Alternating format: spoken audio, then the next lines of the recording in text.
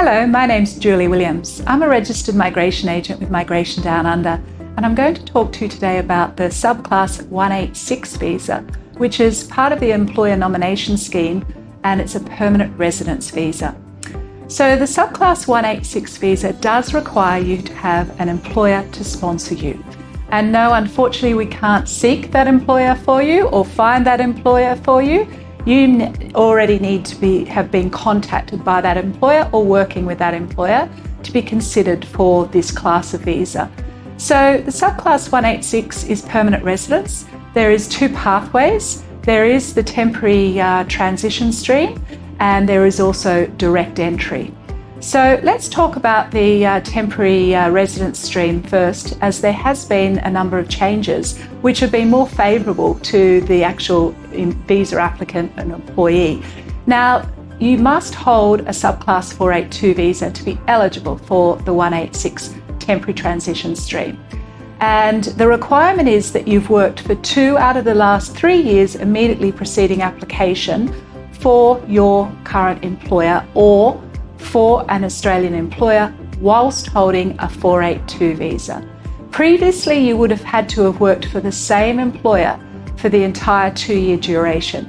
Now you can actually work with a multiple number of employers whilst holding a 482 visa, as long as the person sponsoring you or the employer sponsoring you now on the 186 is your current sponsor on your 482.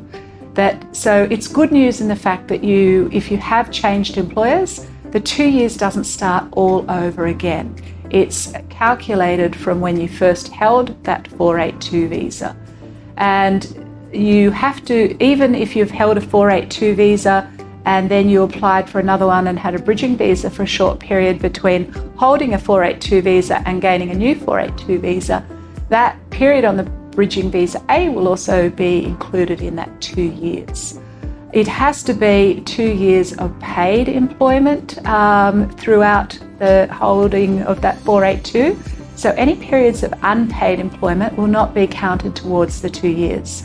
So be very mindful if you're on one of those original 482 visas that was on in an occupation on the short-term list that only gave you a 2-year visa.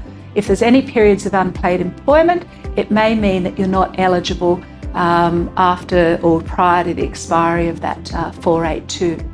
The other good thing in regards to employer sponsorship with 186 whilst holding that 482, for those that are on that old short occupation list and have only held a 482 visa once, and your eligibility will fall virtually on the expiry of that 482 visa, you can still apply for the 186 within a few days of that visa expiring. And that saves you having to go through the whole rigmarole of applying for a second 482 visa. But again, be mindful that you have to have been working on a 482 for a minimum of 2 years, and it has to have been all paid employment throughout that 2-year period.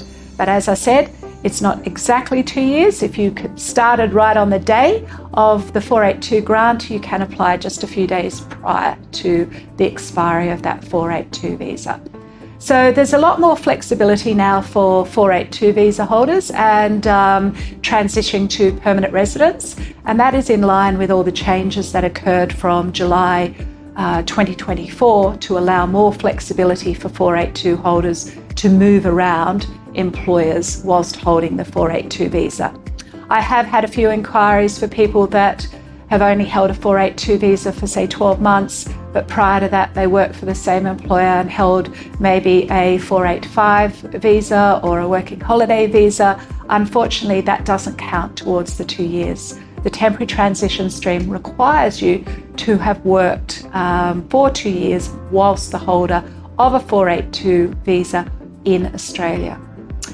The other opportunity or alternative, if you may be the holder of a 482 visa and don't meet the 2-year requirement, or perhaps you're the holder of another type of visa and you don't want to wait the full 2 years of holding a 482 before applying for residence, if your employer is happy to do so and support your application for permanent residence sooner, then you can look at direct entry.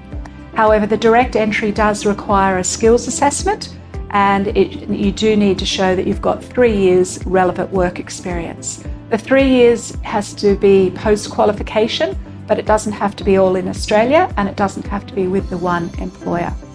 So, for example, often there are people that are working for their employer on a 482 visa. They've been there for 12 months, and the company policy is that they will support that residence prior to the 2 years. And if they're eligible for the skills assessment, they can go straight into direct entry. Or maybe you've been working with the same employer for 2 years or maybe less on a 485 visa or a working holiday visa, and you don't want to then have to go to the 482 and wait another 2 years. If you're eligible for the skills assessment, then maybe the direct entry is a good pathway for you. So the pathway for permanent residency through employer sponsorship does again require the employer's support, and it requires the employer to show that there is a genuine ongoing need for your position and that the position is open for a minimum of 2 years. And it does, and it's also dependent on the policy of your employer. So again, you need to check in with your employer to make certain what the company policy is around the sponsorship and support of your permanent residence. And the processing for the permanent residence is quite lengthy at the moment. You can be looking at 12 months, unless your occupation is one of those occupations that is is a priority occupation under the ministerial direction. So perhaps you work in the area of health, education, then and certain areas of construction, you can look at having that application fast-tracked, and that is automatically done through the Department of Home Affairs. It's not something you can organise or trigger, as well as if your employer is an accredited sponsor. Accredited sponsors do also have the ability to receive priority processing. So good news for those that are considering permanent residence through employer sponsorship. If you'd like to know more information, then you can subscribe to our newsletter, keep up to date that way, or make an inquiry through our usual channels. Get in touch with us here at the office, and one of our qualified registered agents will be only too happy to be able to assist you.